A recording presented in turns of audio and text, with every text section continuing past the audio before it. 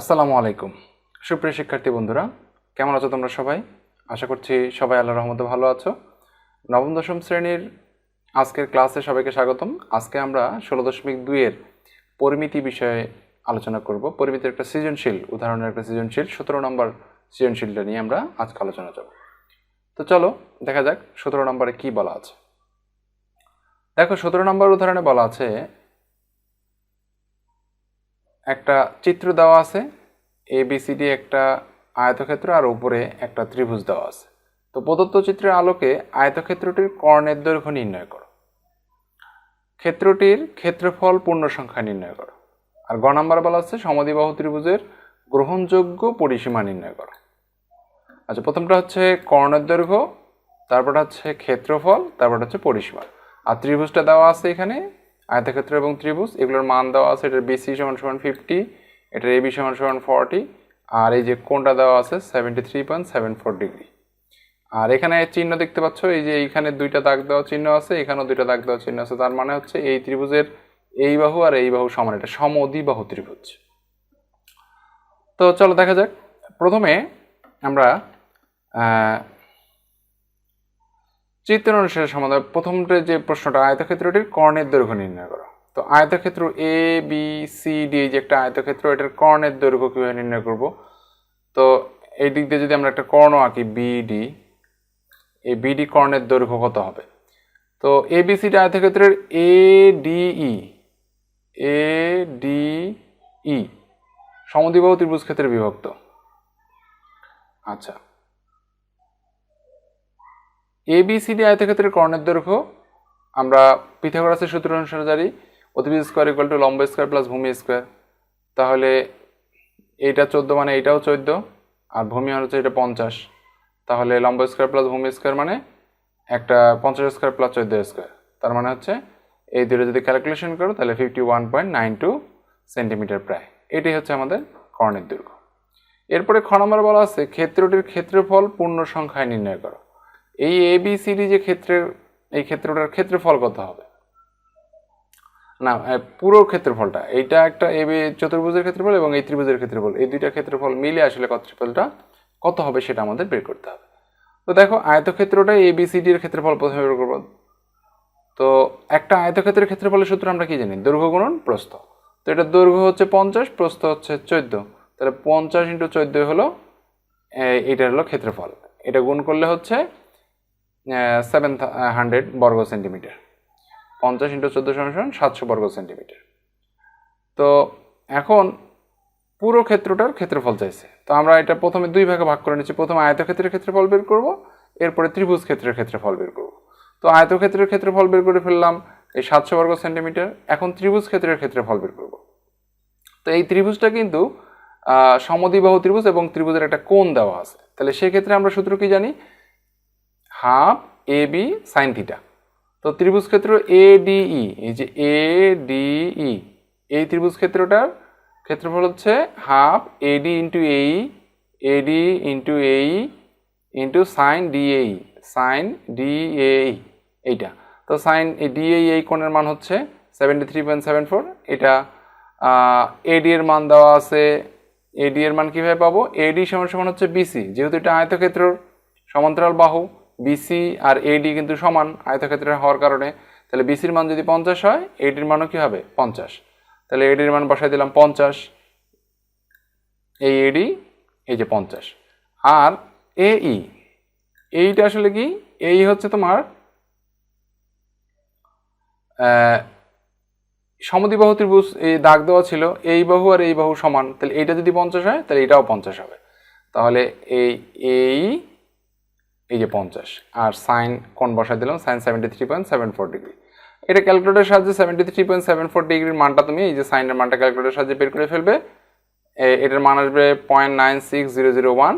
আর এই 50 দিয়ে 2টা কাটলে হবে 25, এটা হবে, এটা 25 হবে। তো তার সাথে 50 গুণ করে এটার সাথে গুণ করে দিবে ক্যালকুলেটর। এটা গুণ করলে চলে আসবে 1200 বর্গ সেন্টিমিটার প্রায়। তাহলে এইটা হলো আমাদের এই ত্রিভুজ ক্ষেত্রের ক্ষেত্রফল। আর আগেটা পেয়েছিলাম হচ্ছে এই 700 হচ্ছে আমাদের আয়তক্ষেত্রের ক্ষেত্রফল, আর 1200 হচ্ছে ত্রিভুজ ক্ষেত্রের ক্ষেত্রফল।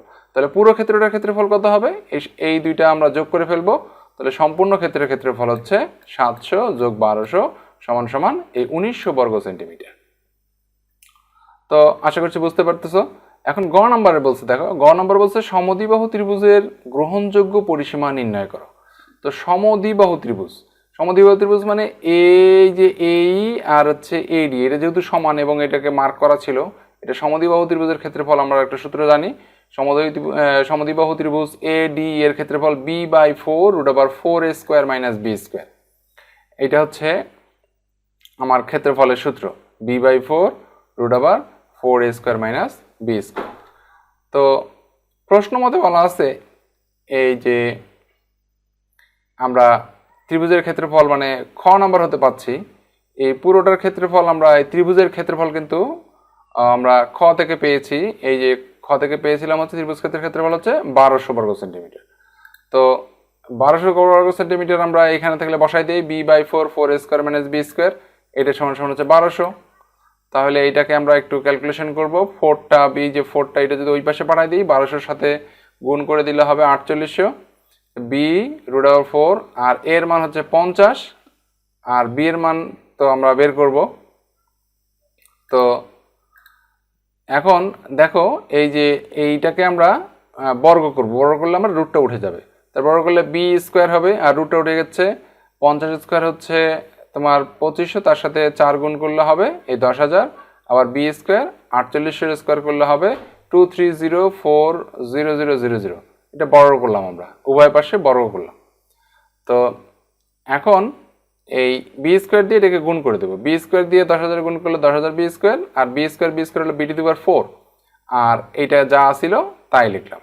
এবার সবগুলো আমরা এক পাশে করব, b²টাও ওই পাশে নিয়ে যাব, এই 10,000 b²টাকেও আমরা ওই পাশে নিয়ে যাব, এটা তো এই পাশেই থাকবে, সবগুলো এক পাশে নিয়ে আসলাম সমান সমান 0। এবার এটাকে মিডল টার্ম করতে হবে, এইটাকে এমনভাবে ভাঙতে হবে যেন এই 10,000টা মিলে যায়। তাহলে এটা 6400 আর 3600 এই দুটো যদি গুণ করি তাহলে এইটা মিলে যায়। তাহলে এইটাকে আমরা ভাঙায় লিখলাম 6400 b² - 3600 b² প্লাস এত সমান সমান 0। তাহলে এই দুটো থেকে b² কমন যায়, b² কমন নিলে থাকবে হচ্ছে b² - 6400, আর এই দুটো থেকে আমাদের এই 6400 এই দুটো থেকে আমাদের 6400 কমন যায়, তাহলে থাকবে 3600 কমন যাইলে থাকবে b² - 6400। এতে তো আরেকটা লাইন এখানে গ্যাপ করা আছে, তোমরা এখানে করে নিবে। প্রথমে b² কমন নিবে, তারপরে এরকম একটা সংখ্যা হবে, তারপরে -3600 কমন নিবে। 3600 যদি কমন নাও তাহলে এই b² - 6400 পাবে। তো এরপরের লাইনটা লিখবা b² - 3600 আর b² - 6400। তাহলে এটা সমান সমান 0 আর এটা সমান সমান 0, যেহেতু দুইটা গুণ অবস্থায় 0 হয় তাহলে প্রত্যেকে আলাদা আলাদাভাবে 0 হবে। তাহলে b² - 6400 সমান 0 আর b² - 3600 সমান সমান 0। তাহলে b² সমান সমান হবে 6400 আর এখানে হবে b² সমান সমান 3600, 3400টা ওই পাশে চলে যাবে। এখানে b² = 6400, মানে রুট যদি উভয় পক্ষে যদি রুট করে দাও দুই পাশে যদি আমি রুট করে দিই তাহলে এই 6400 রুট করলে হবে 80, আর 3600কে আমরা যদি রুট করি b² ছিল b হবে 60। তাহলে b এর মান পেয়ে গেলাম, একটা 80 একটা হলো 60। আসলে এখন তাহলে দেখতে হবে কোনটা অরিজিনাল মান। এখানে প্রশ্নে বলা ছিল যে গ্রহণযোগ্য পরিসীমা, তাহলে গ্রহণযোগ্য পরিসীমার ক্ষেত্রে আমরা পাচ্ছি b যদি 80 হয়, হাফ ab sin θ, এইটা যদি মান বসাইতে তাহলে 1200, এটার মান আগে ছিল 1200, এটাকে ক্যালকুলেশন করলে কত হয়, হাফ 50 × 80 sin AD সমান 1200। তাহলে sin AD এর মান হচ্ছে 0.6, তাহলে AD হচ্ছে 36.87। সাইনটা যদি ওই পাশে পাঠাই দাও তাহলে সাইন ইনভার্স হবে, তাহলে AD এর মান বের হবে 36.87 সেন্টিমিটার। তাহলে AD তিন কোণের সমষ্টি, যে তিনটা কোণের সমষ্টি এই যে ত্রিভুজের,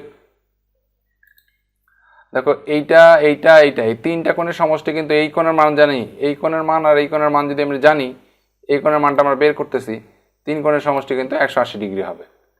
তো দেখো এইখানে AD তিন কোণের সমষ্টি একটা দেওয়া আছে আর একটা পেলাম, আর যেহেতু সমদ্বিবাহু ত্রিভুজ তাহলে দুইটা কোণই কিন্তু সমান হবে 36.87। এটা যদি যেহেতু এটা সমদ্বিবাহু ত্রিভুজ, তাহলে এইটা যেই কোণ হবে এইটাও ওই একই কোণ হবে, সমান হবে, দুই পাশ থেকে এই চিহ্নটা সমান হবে, মানে কোণটা সমান হবে। তাহলে 3600 আর 36 দুইটা মিলে হয় 147.48। তাহলে এটা কিন্তু ত্রিভুজের তিন কোণের সমষ্টি কিন্তু 180 ডিগ্রি হয়, সেটা কিন্তু হইল না। তাহলে 180 ডিগ্রি না হলে এটা কিন্তু উত্তর আমাদের হচ্ছে না। কিন্তু ত্রিভুজের তিন কোণের সমষ্টি 180 ডিগ্রি, সুতরাং B not equal to 80, B 80 হচ্ছে না। তাহলে বি যদি 60 বসাই দেখি তাহলে কত হয়, half A D into B sine A D সমান সমান 1200। তাহলে এডির মান 50, এটা 60, এডি এর মান হচ্ছে 1200।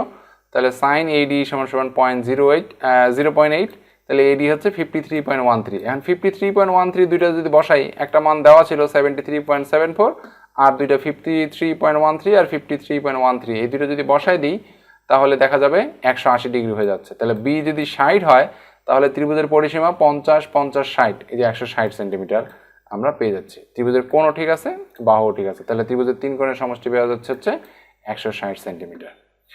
তো আশা করি বুঝতে পেরে